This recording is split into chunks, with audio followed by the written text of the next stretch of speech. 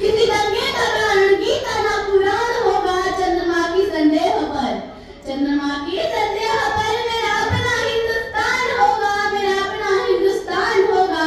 मेरे भारत की मिट्टी पे मरने के लिए तैयार हर इंसान होगा, तैयार हर इंसान होगा। जी हाँ, मेरे सपनों का भारत इतना महान होगा।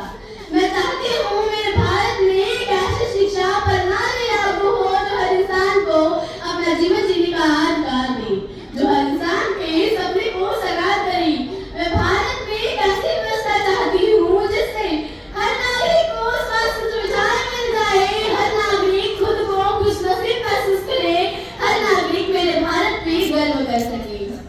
मैं कैसे भारत की कल्पना करती हूँ जहाँ रबड़ जैसे खोज करता हो। मैं कैसे भारत की कल्पना करती हूँ जहाँ रामानुज जैसे गणितज्ञ जन्मे।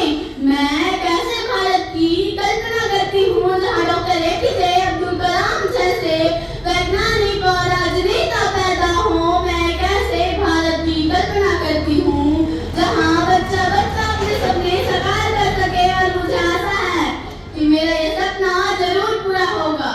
और अंत में मुझे अटल जी की बेहद खूबसूरत पंक्तियां याद आती हैं कि मेरा भारत केवल भूमि का टुकड़ा नहीं है, एक जीता जाता महापुरुष है।